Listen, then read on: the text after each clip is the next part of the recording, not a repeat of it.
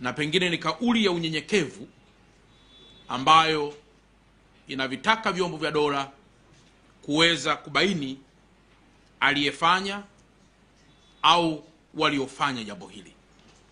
Na kwa dhati ya moyo nitumie nafasi hii kushukuru sana Baraza la Maaskofu Tanzania kwa namna ambavyo wameweza kutoa kauli hii ambayo kwetu kama watumishi wa serikali inazidi kutupatia moyo wa kuweza kufanya kazi kwa bidii kuwasaka kwa kushirikiana na vyombo vya dola wale wote waliofanya hivyo.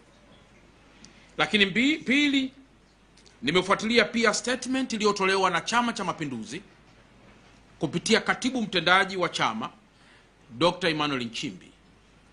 Kauli aliyoitoa inalaani vikali kwa wote ambao wamehusika kufanya jambo hili.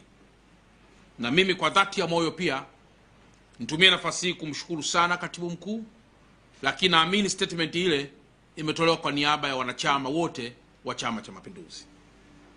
Aidha, nimefuatilia pia statement kupitia nakala tete ambayo imetolewa na Baba Askofu Pisa, rais wa Baraza la Maaskofu, kupitia mazungumzo ya simu na namna pia alivyoonesha mashaka kwa statement iliyotolewa na Jeshi la Polisi Dar es Salaam,